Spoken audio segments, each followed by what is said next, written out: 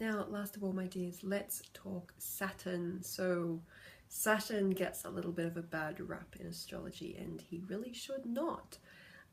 Saturn is the planet of, traditionally, okay, restriction, rules, legalities, strictness, often the father or the dominant parent, where we have lessons and hardship and, you know, not a lot of fun. We have a lot of serious karma around Saturn. Saturn is called the Time Lord, which is very dramatic, but astrology is very dramatic, as you've probably come to realize. Saturn is called the Time Lord. Saturn also rules long-term karma, long-term rewards. So, sounds really dire, right? But it really is not. So Saturn is the area of our life that we cannot mess around. You know the phrase, slow and steady wins the race? Wherever your Saturn is where you can't go bullet a gate, where you have to invest over time, you have to take seriously, or you'll get shut down. So a lot of people see Saturn as like, well, this planet's no fun, you know, but Saturn is in Capricorn, by the way, transiting Capricorn for the next 2 years, so we're all being asked to get serious about some part of our lives. It doesn't mean that we have to be negative or we have to be fearful. That's the thing about Saturn, is this is not the part of your life where you have to shut operations down and be, you know, and hope for less, or that things will be serious, or expect difficulties or whatever. Saturn in your chart shows where you have to pace yourself, where there is long-term reward, okay? And Saturn rewards, the beauty of them, they're not like overnight, you know, they're not like winning the lottery energy like Jupiter is. Saturn is investing in something long-term and getting long-term reward back. You know, Jupiter is like going to a festival and like dancing around and having an amazing time. Saturn is like going to bed every night early, but then when you're 50, 60, 70 years old, having like glowing luminous skin because you've had wonderful sleep and hydration every night of your life. So Saturn is really interesting because it needs to be appreciated. I think it really needs to be, especially in more modern astrologies, we're getting rid of these old patriarchal ideas. And like I was saying last week, you know, up until, you know, 30, 40 years ago, astrologers were all scholars, they were all male, they were all older. So Saturn was like, this is where you're going to get punished in your lifetime, which is not true. You know, I think it definitely comes with some difficulties, with some lessons, but a lot of those tend to be that cruel to be kind lesson.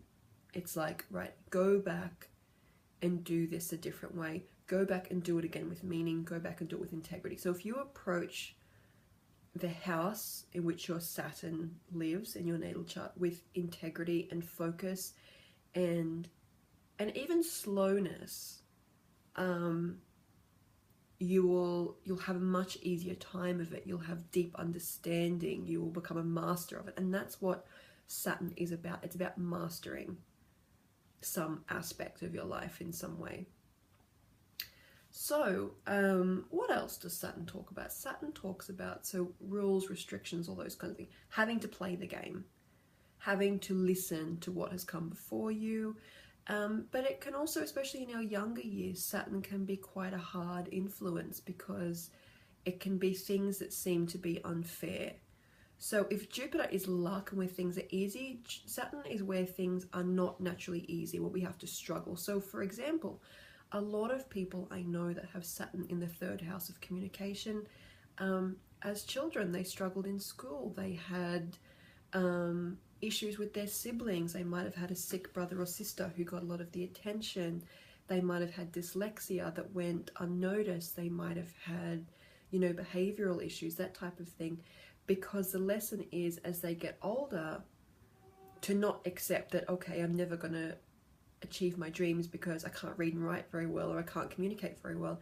It's about going within to express what it is that they truly need to express and finding other ways to do that.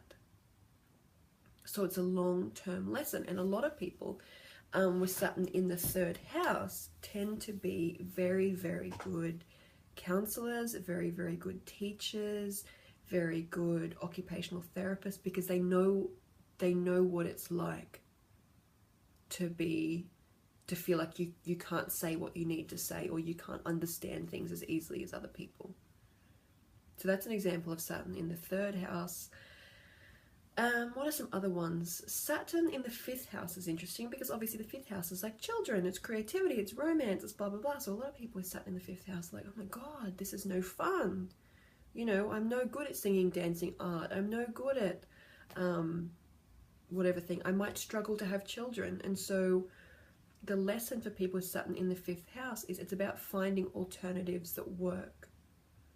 So again, a lot of people with Saturn in the fifth house have trouble conceiving, but I also know a lot of fifth house Saturn people that are amazing foster carers, that inherited children later in life, that adopted, that worked with kids, that worked with kids at risk, you know, all that kind of thing. So it's like they end up contributing more from what they've lost. And also Saturn in the fifth house is really important for artists as well, because it's like they tend to not have the success, the overnight success of other creative or artistic people, but they build up a body of work over a long period of time that has immense value.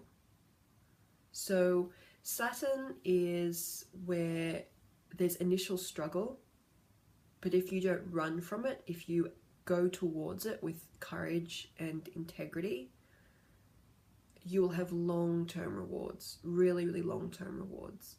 But it's where you need to have focus. It's where, you know, to be safe, you need to cover all bases. So if you have Saturn in the 8th house, for example, and the 8th house rules inheritances, other people's money, tax, blah, blah, blah, you should not dodge your tax. Like, no one should dodge your tax, but definitely not. I mean, Wesley Snipes has Saturn in the 8th house, and Wesley Snipes was, jailed for 5 or 10 years all up, at the height of his career for dodging tax. So it's like Saturn will come around to bite you if you don't adhere to whatever the rules of Saturn are. So for example, Saturn in the 4th house, which is the house of family, a lot of times there's an opportunity to settle too young, or with the wrong person, because you want to do the right thing, you want to have a family, you want to support them, but at the risk of sacrificing yourself, or it's settling for someone who you're not really happy with. So again, the lesson for someone with Saturn in the 4th house, it is with orb. Did you guys just see that wee orb that just floated past there? Saturn in the 4th house people is to invest in your family, choose who you want your life partner to be, you know, take things twice as slow. For example, for myself, I have Saturn in the 9th house, which rules travel and further education, amongst other things. The first time I went to university, I really, really struggled, as in really struggled. Not because the work was difficult, because it wasn't. I did a counselling and social work degree when I was 18, and it brought up so much that was so raw and was incredibly difficult, and I really, really, really struggled the whole time. Struggled financially to get through it, I struggled emotionally to get through it as an empath. You know, it was just a whole lot of struggle. But, you know, I persevered and did all that, but I've actually gone back to university in the last year, but I've decided to do it part-time, so it's over 6 years. So instead of forcing my way through it and struggling, I'm studying something that I love, it's important to my heart, but I'm doing it over 6 years. So I'm like, if I'm going to do it, I'm going to do it right. I'm not going to panic about you know, how much it costs. I don't want to ever panic about having 15 assignments due. I want to get it done. So I'm going to do what I have to do, which is spread it over 6 years. I may get it done sooner, you never know. But that for me is a really interesting lesson, because my experience this time around has been so different and so much more empowering than, you know, my first degree was, because I tried to cram it in, I tried to rush it, I tried to sign up for way too much, tried to do everything, tried to get 100 in every single assignment or exam, and it was too much, you know, and Saturn was like, no, no, no, no. So for you, you know, we've probably all had a Saturn experience, so that's something I want you to look at your natal chart, is look at where your Saturn is and go, look at the house your Saturn's in and go, have I been kicked in the butt in some way by Saturn in this area? And how can I recommit to this house in a long-term way that brings me reward? You know, it's not about having to compete. That's the other thing with whatever house your Saturn is in. It's not about competing with other people. It's not about looking flashy. It's about physically getting it done. It's about persistence. It's about turning up every day. And it's really valuable in that sense, because especially people that are intuitive, that are spiritual, we do tend to get taken advantage of at times. We do tend to give away too much. We do tend to struggle with boundaries, that kind of thing. Saturn will teach you boundaries. Like if you don't learn how to say no, if you don't value your time, your energy, and you don't prioritize, then you're going to get a kick in the butt. So do have a look at Saturn in your natal chart and look at, you know, even childhood. Did you have difficulties there? Was there a sense of restriction there? A lot of times if Saturn is in aspect to the moon, this can bring about some inherited depression. It can sometimes talk about not receiving or not being able to receive love in some way. Not that you're not loved, but struggling to receive it in some way, as in you might have had a difficult relationship with your parents. But it's very important to use your Saturn in terms of going after what you want. So, for example, Saturn is what makes us achieve our Jupiter, and Mars is the spark that makes us want that thing. So in a relationship, Mars is the connection, is the physical connection, the sexual connection, the energy that flows between you. Jupiter would be all the things you share together, holidays and conversations, walks on the beach and dinner and all those kind of things that are just a bonus of being with someone. And Saturn would be looking after them when they're sick. Saturn is getting a joint bank account. Saturn is paying your rent together. Saturn is learning to talk out your arguments instead of throw things at each other, or, you know, so you need all three of them working together in your natal chart in order to have a fully balanced relationship. And again, it's really interesting, especially if you have relationships with men, because Saturn, especially for women, younger women, Saturn can also show us how older men tend to treat us. Or how we need to succeed in business, because Saturn also rules big business. So banks, corporations, all that kind of thing. So if you, for example, were applying for a loan or applying for a job, you would really need to embody your Saturn, as in, this is why I'm trustworthy, this is why I'm loyal, this is why you can depend on me, this is why I'm qualified. And the Jupiter is the connection part, about this is what I bring to the table as a person. So it's interesting because I did work in recruitment in a number of different roles for a bunch of years, and men tend to come into interviews with all of their Mars energy and all their Jupiter energy, which is like, I'm so good at this, and I want to do this, I want to get paid, and I want to, like, you know, move up the ranks, and I want to be CEO, and like, I'm so good, even if they weren't really fully embodying their Saturn, which is, okay, what is the actual results? How quickly can you type? Can you use this program? Where's your experience? Can you be on time? Whereas women, because we tend to be on the receiving end of Saturn energies, especially when we're younger, which is fathers, which is dominant males, which is big businesses, which is the patriarchy, women tend to come in to job interviews underneath this Saturn cloud, which is like, I think I can do that. I would like to, you know, here are my references. You know, I could try that. Yeah, I'll be here on time. Like, no, I don't have any holidays coming up. I can cancel whatever you need to cancel. You know, if I need to go and buy shoes for the job, if I need to go and do this, that, do this bit of training, I will.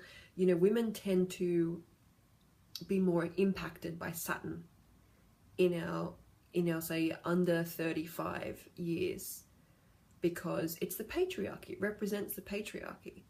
So looking at Saturn in your natal chart as well is also really interesting in terms of how the patriarchy of society is shaping you. You know, a lot of us on this course have Saturn in Capricorn, which means that there is obviously Capricorn, amongst other things, represents business and achievement. So a lot of people with Saturn in Capricorn, women, are looking at the way that businesses are run. They've had bad experiences with bosses, they've had sleazy co-workers, and it's become fuel to be self-motivated, to be self-employed, to be high up in a business, to have impact.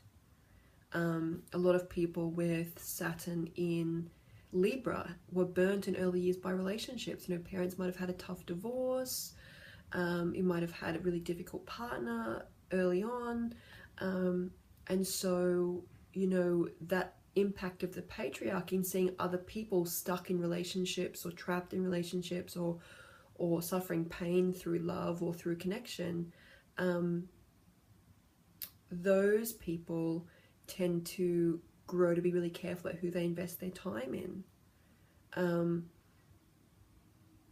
What kind of personal growth needs to be done in order to have a happy relationship, that type of thing. So Saturn gets a really bad rap. It's not negative at all. Saturn is such a powerful, powerful reward planet.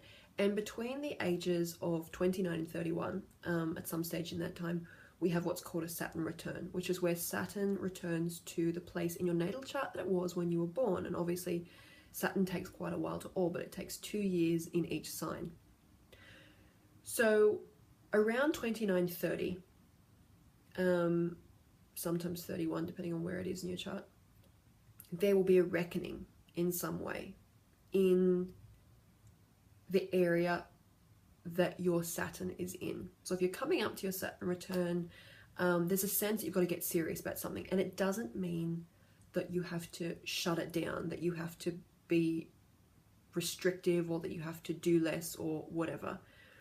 But it's the time when you're asked to commit to something, you're asked to do the work for something that you've dreamed about. So, you know, if, for example, you have that Saturn in the third house, a lot of people I know with Saturn in the third house, the ages of 29 to 31 is where they hit the career ceiling with where they were, and they decide to go back to school, they decide to go back to college, or they hire a tutor or a teacher, or they turn their experiences into a book or into a magazine.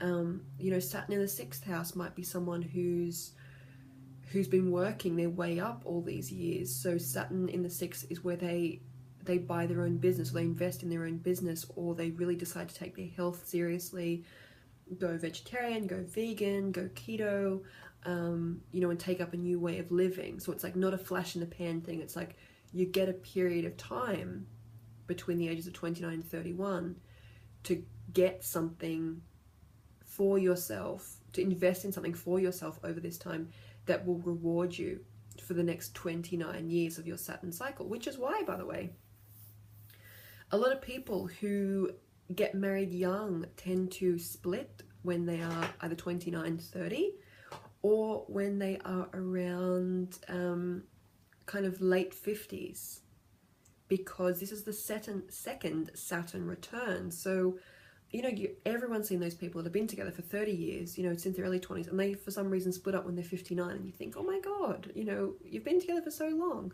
That is your Saturn return going, right, I have been paying for this, or I have been missing out on something as a result of the choice I made in my late 20s. So, I mean, you can always change things, but the Saturn return is when that need to solidify some part of your life and make sure it's in line with what you want, make sure that you're turning up, you're doing the work, it's rewarding you, that you have integrity, you're doing it for the right reasons. That is the time in your life that will be really, really important. So In short, Saturn is achievement, long-term rewards, positive karma. I don't believe in bad karma. I believe if you do something stupid, it'll come back around, but you put that out there. You'll get rewarded. So if you focus on having integrity in that area and you apply persistence, even if it's agonizingly slow, you will be rewarded for it. It's where you have to be truthful. It's where there might have been some difficulties or some lack in your early life, but it informs your wisdom. Saturn is also about wisdom. So it's where you have extra wisdom that came from suffering, came from lack, came from an understanding that not everyone has. So if you are a healer, you'll often find that your source of wisdom comes from your Saturn. And if you can involve your Saturn in your healing practice in some way, or even your creative practice, your intuitive practice, that will kind of give you long-term reward, that will give you long-term competitiveness in the market, that will give you an extra edge that not everyone else understands. And if you follow any of my work, you know that I talk a lot about cultural issues, I talk a lot about racial issues, and this came from my upbringing, which was witnessing, my dad, who was black, experience racism and experience ill treatment because of his race. So witnessing that suffering, and that impacted how he was as a parent, which is again Saturn. So the experience that I had when I was younger, which was a result of the racial profiling and discrimination against my dad, now informs a major part of my work and a major group of my clients that don't come to me for that reason, but they know I understand, are people of color from all around the world and native people from different cultures, because they know that I get it. So in whatever you do for your work, your Mars is what you can kind of attract, what you can achieve, what feels really good. Your Jupiter is how you share that amongst people, but your Saturn is what gives you an edge, because you know what you're talking about. So it's an opportunity to use any pain, lack, or suffering and turn that into something that rewards you in the long run, especially in terms of career or relationships. So that is Saturn. Mars, Jupiter, and Saturn are the 3 planets that will help you get what you want, whether that is money, whether it's income, whether it's career, whether it's a sense of importance, legacy, amazing sex, great body. Those are the planets we look at. So we will speak very soon. Obviously, I'll post down below some different questions to have a look at. If you have any questions at any time, please feel free to email me at any time. And coming up soon, I will start to organize one-on-one Skype sessions with everyone, just to go over any parts of your chart that you might have found that were interesting or a little bit unusual. So have a fantastic new moon week, everyone, and we'll speak soon. Bye.